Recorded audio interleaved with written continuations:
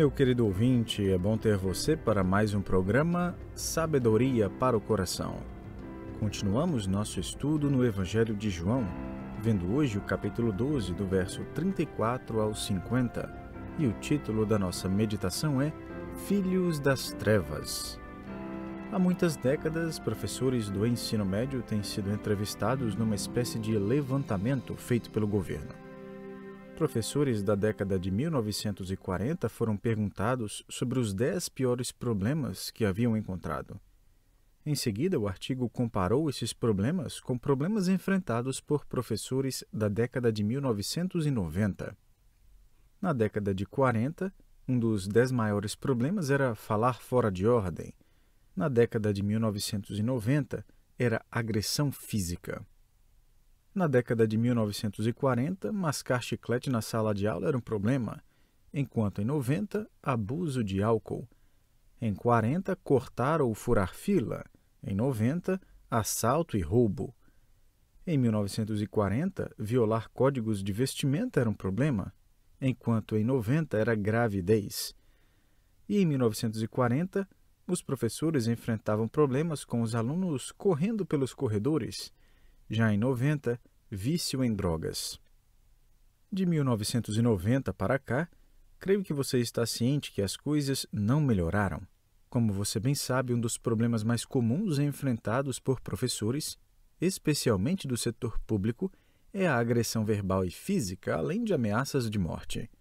Estamos passando por uma era de abuso das trevas. Estamos nos tornando a prova histórica de que Jesus sabia muito bem do que estava falando quando preveniu as pessoas, dizendo que se você rejeitar a luz de Cristo, terá apenas uma alternativa: as trevas.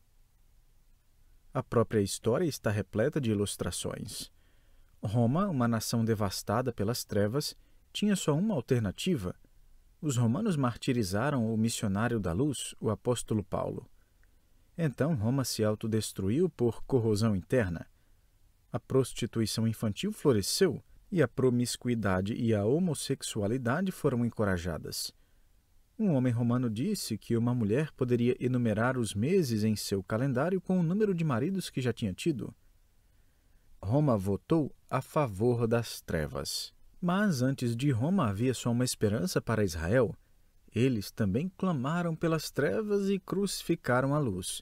E existe somente uma esperança para nós hoje, uma nação que se esforça desesperadamente para apagar a luz. A mesma esperança que Roma e Israel tiveram, nós temos hoje, a mensagem da luz. Essa mensagem é encontrada no Evangelho de João, no final do capítulo 12. Este é o último discurso público de Jesus, dias antes da quadrilha gritar: "Crucifica-o!". No nosso estudo anterior de João 12, versos 22 a 33, ouvimos Jesus pregando seu último sermão não muito tempo antes da crucificação. Foi uma mensagem de sacrifício e ele desafiou cada crente a dizer: "Eis-me aqui, Senhor, pode me enterrar". Veja agora João 12, versos 34 e 35. Replicou-lhe, pois, a multidão: "Nós temos ouvido da lei que o Cristo permanece para sempre. Como dizes tu ser necessário que o Filho do Homem seja levantado? Quem é esse Filho do Homem?" Respondeu-lhes Jesus: "Ainda por um pouco a luz está convosco. Andai enquanto tendes a luz, para que as trevas não vos apanhem, e quem anda nas trevas não sabe para onde vai." João vem usando a metáfora da escuridão ou trevas no decorrer dos primeiros 12 capítulos do seu Evangelho. Vamos revisar essas metáforas, porque elas revelam o veredito de Deus para a humanidade perdida. No decorrer desse Evangelho, Deus pronuncia 4 vereditos sobre a humanidade perdida, utilizando a figura da escuridão ou das trevas. Primeiro, rejeitar Cristo significa abraçar escuridão intelectual. Lá em João 1, verso 9, nós lemos: "A verdadeira luz que vinda ao mundo ilumina a todo homem." O verbo traduzido como ilumina é o grego fotizo, que significa lançar luz sobre, trazer luz. Nesse contexto, ele transmite a ideia de esclarecer para cada indivíduo o significado e propósito da vida. Ainda em João 1, pule para o verso 11. Veio para o que era seu e os seus não o receberam. Jesus forneceu ao povo provas e fatos suficientes que testificavam que ele era Deus. Mesmo assim, os judeus não creram. O intelectualismo convencional buscava um Messias diferente, e isso fechou a mente do povo para a verdade. Nossos próprios livros de história mostram onde a sabedoria popular foi mais forte do que a verdade. Por muitos séculos, as pessoas acreditavam na teoria de Aristóteles de que quanto mais pesado um objeto, mais rápida a sua queda na Terra. Ele foi considerado o maior pensador de sua época, e é claro, ele não poderia estar errado. Em 1589, cerca de 2000 anos após a morte de Aristóteles, Galileu convocou professores até a base da Torre de Pisa. Daí ele subiu até o topo e lançou 2 objetos, um pesando 5 quilos e outro meio quilo. Porém, ambos atingiram a Terra ao mesmo tempo. Mas o poder da crença na sabedoria popular era tão forte que aqueles professores negaram o fato que tinham acabado de presenciar. Também penso em Marco Polo, que viajou para a China, depois voltou para a Itália e ninguém acreditou em suas histórias sobre o outro mundo, o mundo que ele tinha explorado. Ele foi levado até sacerdotes e padres para confessar suas mentiras. Por quê? Porque a sabedoria popular ditava: nós somos a única coisa que existe. Rejeitar Cristo significa abraçar a escuridão intelectual apregoada e promovida pelo mundo mergulhado em trevas. Mas rejeitar Cristo significa também abraçar a escuridão ética. Veja João 3, versos 19 e 20. O julgamento é este, que a luz veio ao mundo, e os homens amaram mais as trevas do que a luz, porque as suas obras eram más.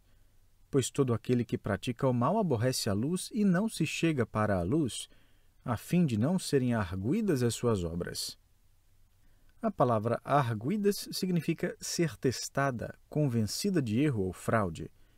Essas são pessoas que rejeitam a luz e escolhem caminhar na escuridão moral e ética.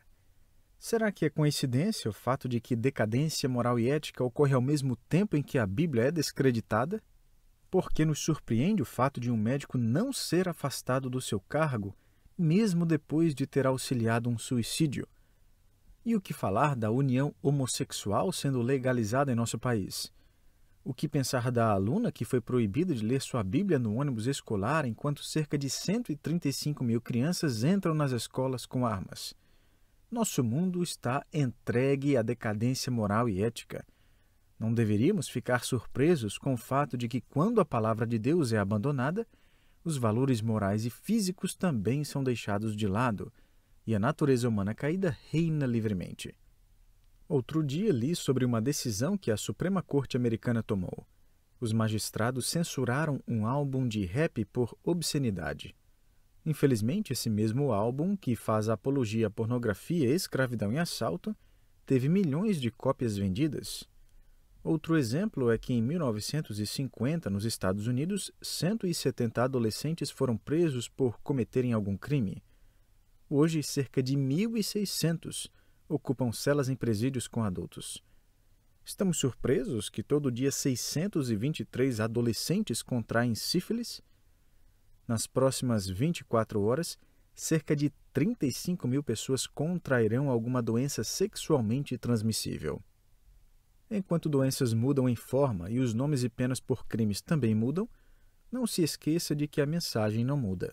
Jesus disse: se você rejeitar a luz, resta somente a escuridão intelectual e ética, e você pagará um alto preço por isso. Rejeitar Cristo significa abraçar escuridão intelectual e ética. Em terceiro lugar, rejeitar Cristo significa abraçar ainda a escuridão judicial, que se refere ao ato de um juiz lavrar uma sentença. Esse é o outro lado da moeda. Apesar de Deus escolher os seus pela sua graça, a Bíblia nunca invalida a responsabilidade humana. Por isso, Jesus, sabendo que Israel o rejeitaria, ainda convida a nação e os manda decidir. Veja essa ilustração do povo de Israel em João 12, versos 37 a 40. E, embora tivesse feito tantos sinais na sua presença, não creram nele, para se cumprir a palavra do profeta Isaías, que diz: Senhor, quem creu em nossa pregação? E a quem foi revelado o braço do Senhor? Por isso não podiam crer, porque Isaías disse ainda: cegou-lhes os olhos e endureceu-lhes o coração, para que não vejam com os olhos, nem entendam com o coração, e se convertam e sejam por mim curados. Do lado da responsabilidade humana existe o princípio terrível de que você pode rejeitar a luz de uma vez por todas. É possível rejeitar o Salvador de forma que ele não retorna novamente. Ao lidar com a vontade do ser humano e sua decisão de escolher, o pregador Wiersbe esboçou essa passagem da seguinte forma: primeiro, eles não creram, conforme o verso 37 diz.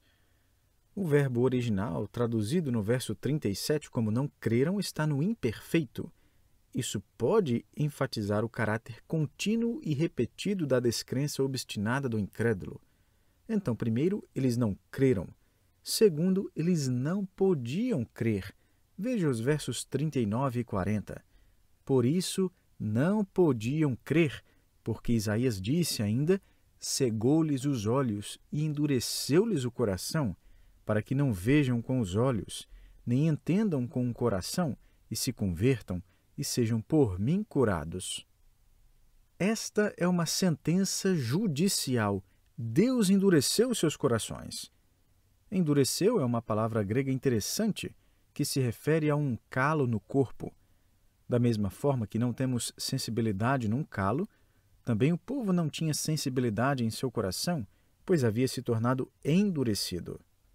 Um autor puritano escreveu: o homem que deliberadamente fecha seus olhos para a luz da verdade perderá gradualmente a capacidade de enxergar.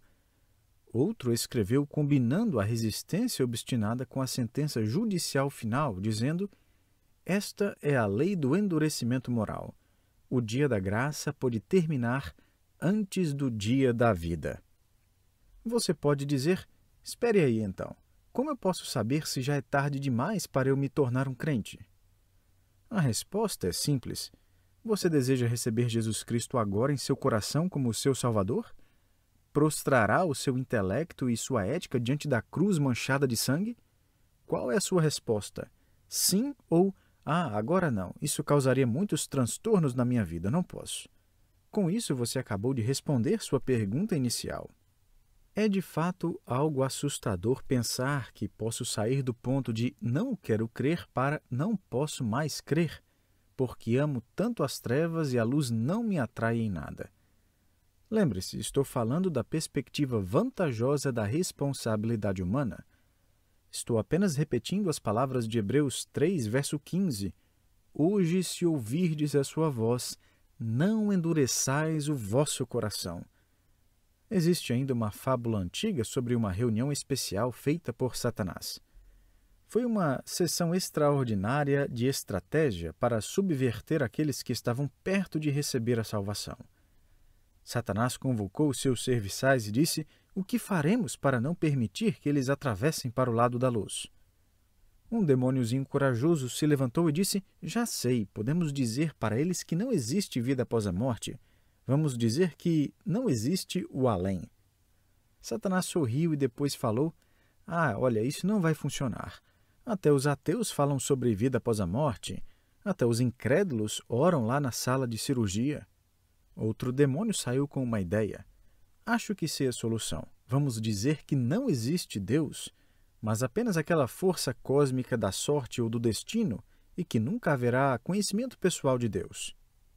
Satanás respondeu à multidão de demônios desanimados: isso também não vai funcionar, pessoal.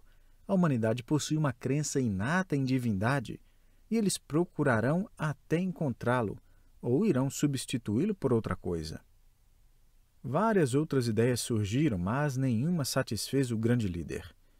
Finalmente, quando estavam prestes a desistir, um demônio deu um salto e falou: já sei, acho que isso vai funcionar.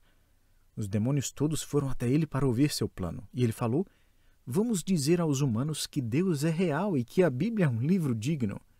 Um dos demônios ali deu um suspiro, mas o outro continuou com seu plano. E também lhes dizemos que Jesus é o Filho de Deus e pode libertar do pecado. Os outros demônios ficaram endiabrados com aquilo, pensando que esse associado havia enlouquecido, até que ele, com um sorriso, completou seu pensamento. Daí, dizemos que existe um melhor momento para receber a Cristo, ajudamos a inventar desculpas e dizemos que não existe urgência alguma. Os demônios começaram a pular e a dançar e a celebrar, achando que o plano perfeito havia sido descoberto. Por quê? Porque quanto mais vezes você diz não a Cristo, menor a possibilidade de um dia você dizer sim. Uma das revelações mais fascinantes a respeito da humanidade aparece nos versos 42 e 43. Contudo, muitos dentre as próprias autoridades creram nele, mas, por causa dos fariseus, não o confessavam, para não serem expulsos da sinagoga, porque amaram mais a glória dos homens do que a glória de Deus. É interessante que nesta cena em Jerusalém existem pessoas que não creram em Cristo e deixaram sua descrença bem clara, mas também houve pessoas que creram nele, porém não disseram nada. Trata-se aqui daquele famoso caso de descrentes tagarelas e crentes mudos. Se houve uma ocasião na qual Cristo poderia ter se beneficiado de um apoio dos discípulos, foi ali naquela hora. Mas antes de criticarmos esses indivíduos, pergunte-se a si mesmo: a quem tenho agradado em minha vida? O que tem me emudecido e silenciado? Rejeitar Cristo significa abraçar escuridão intelectual, escuridão ética e moral, escuridão judicial e, por fim, rejeitar Cristo significa abraçar escuridão eterna. Veja o que Jesus diz no verso 46. Eu vim como luz para o mundo, a fim de que todo aquele que crê em mim não permaneça nas trevas. Existe uma escuridão presente e uma escuridão futura e eterna, ou separação eterna da luz de Deus. Jesus os convida para a luz, agora e para sempre. Por 120 anos, Noé fielmente pregou e martelou, pregou e construiu, convidando todos os seus contemporâneos a entrar na arca com ele, a fim de serem salvos do julgamento vindouro. Finalmente a arca foi terminada e o dia de convite quase encerrado. Os animais foram entrando, mostrando claramente um sinal de que Deus estava por trás daquele grande empreendimento. Contudo, mesmo assim, ninguém, a não ser Noé e sua família, creu. Nenhuma reserva adicional foi feita. Quando estavam seguros dentro da arca, Gênesis 6,16 diz que o Senhor fechou a porta. Em seguida veio a chuva. É impossível não pensar como aquela porta, que antes esteve aberta e agora está fechada, transformou-se num local de emergência. É impossível não pensar nas pessoas batendo na porta, arranhando-a, tomadas de pânico. Veja, todavia, que a mensagem neste momento ainda não é de julgamento, mas de salvação. Continue até o verso 47 de João 12. Se alguém ouvir as minhas palavras e não as guardar, eu não o julgo, porque eu não vim para julgar o mundo, e sim para salvá-lo. Jesus declara no verso 48, quem me rejeita e não recebe as minhas palavras, tem quem o julgue. A própria palavra que tenho proferido, essa o julgará no último dia. O mundo deve necessitar de salvação, já que Cristo veio para salvá-lo. Portanto, se você rejeitar sua primeira mensagem de salvação, a segunda mensagem que ouvirá da boca de Jesus será a mensagem de julgamento. Pense no julgamento do grande trono branco. Senhor, agora eu creio. Cristo, porém, dirá, agora é tarde demais, o convite está encerrado, aparte-se de mim para a escuridão e julgamento eternos. Deus, que antes oferecia misericórdia, agora nega misericórdia. Uma carta escrita para o editor de um jornal de Melbourne, Austrália, ilustra os 4 tipos de escuridão, intelectual, ética, judicial e eterna, em um parágrafo de total descrença. Um homem escreveu: estou profundamente cansado desse tipo de religião que insiste que a minha alma e a de todas as demais pessoas precisa de salvação. Eu nunca me senti perdido e também não sinto que diariamente nado na lama do pecado. apesar de os pregadores constantemente insistirem nisso. Olha, se para salvar minha alma tenho que aceitar esse tipo de filosofia, como tenho ouvido sendo pregada, prefiro permanecer em eterna maldição. Por meio da descrença, a escuridão presente conduzirá à escuridão eterna. Veja o capítulo 12, verso 36. Enquanto tendes a luz, crede na luz, para que vos torneis filhos da luz. Mas o que significa crer na luz? Simplesmente colocar sua confiança somente em Jesus Cristo. Jesus não disse: enquanto você tem a luz, trabalhe para a luz. Una-se a uma igreja e faça boas coisas para se tornar filho da luz. Seja batizado para ser filho da luz. Não, ele disse: creia na luz. Mas Tiago escreveu no capítulo 2, verso 19, que até os demônios creem e tremem. Será que haverá demônios no céu? Não, existe uma diferença. Crer em Jesus é muito mais do que somente dizer que Jesus Cristo é Deus. Na verdade, você precisa dizer: Jesus Cristo morreu na cruz pelo meu pecado. Crer em Cristo para a salvação é mais do que dizer simplesmente: Jesus veio para salvar pessoas. Crer em Jesus significa dizer: Jesus Cristo veio para me salvar e eu acabei de pedir que Ele faça isso por mim. E o que o futuro reserva para a humanidade? Primeiramente, para aqueles que não creem, o futuro lhes reserva escuridão eterna. Deus deu uma ilustração bem clara da futura escuridão. Quando Jesus esteve pendurado na cruz por 3 horas, Lucas registra que, no meio da tarde, o céu se escureceu e o mundo entrou em trevas. Deus estava enviando uma mensagem à humanidade, como que dizendo: vocês pediram escuridão, vou dar a vocês 3 horas de trevas. E se não crerem nele, a escuridão futura durará eternamente. Segundo, para aqueles que creem, o futuro lhes reserva luz eterna. Quero que você veja algo comigo. Está lá em Apocalipse 21, versos 21 a 25. É sobre a Nova Jerusalém, que é parte do novo céu e da nova terra. O apóstolo João escreveu: as 12 portas são 12 pérolas, e cada uma dessas portas de uma só pérola. A praça da cidade é de ouro puro, como vidro transparente.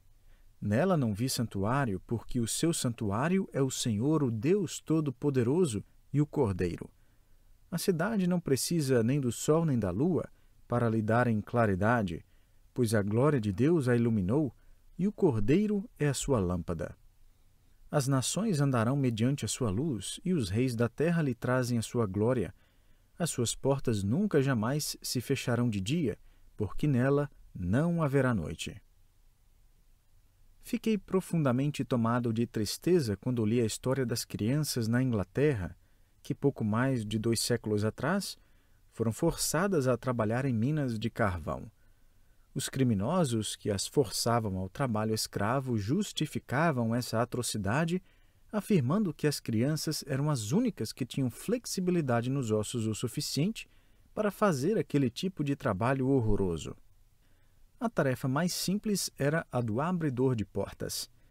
A criança era içada num cabo cerca de 17 metros abaixo, num túnel que conectava 2 seções de carros de carvão que se moviam sobre um trilho. A criança tinha que se ajoelhar na lama em escuridão total e em meio à água, insetos e ratos, esperando para abrir as portas para outras crianças que empurravam os carros nos trilhos de um lado a outro da mina. O trabalho era simplesmente abrir as portas para outra criança passar empurrando o carrinho. Isso era feito para que, caso houvesse alguma explosão, morressem apenas as crianças que estavam naquela determinada seção onde o acidente ocorreu. As portas impediam que o fogo se espalhasse por toda a mina e matasse todo mundo. Crianças pequenas de 7 e 8 anos se sentavam no escuro todos os dias, de 18 a 20 horas por dia, ouvindo os carros de carvão. Algumas crianças enlouqueciam, o abridor de portas tinha um melhor trabalho. Essas crianças sofriam todo tipo de crueldade nas mãos de uma sociedade adulta avarenta que as negociava, usava e descartava. A maioria das crianças que trabalhava tinha entre 7 e 9 anos, mas muitos já começavam naquele trabalho com 4 ou 5 anos de idade. Não havia hora de descanso. Elas comiam no escuro e só viam a luz do sol aos domingos. Que grande alegria seria para uma criança se alguém pudesse resgatá-la das trevas e trazê-la para a luz. Foi somente a pregação do Evangelho no século XIX que terminou com essa prática, promovendo um reavivamento e reconciliação das famílias. Um político crente trabalhou para que o trabalho forçado fosse totalmente erradicado. O que terminará com a escravidão da humanidade sob as trevas? O Evangelho de Jesus Cristo e sua obra na cruz agora oferecem a todos oportunidade intelectual, ética, judicial e eterna para saírem das trevas e irem para a maravilhosa luz, para deixarem de ser filhos das trevas e se tornarem filhos da luz. Meu amigo, você já fez isso? Você é um filho das trevas ou você é um filho da luz? Jesus Cristo disse: enquanto tendes a luz, crede na luz, para que vos torneis filhos da luz. Pense nessas coisas, que Deus o abençoe e desejo a você um ótimo dia.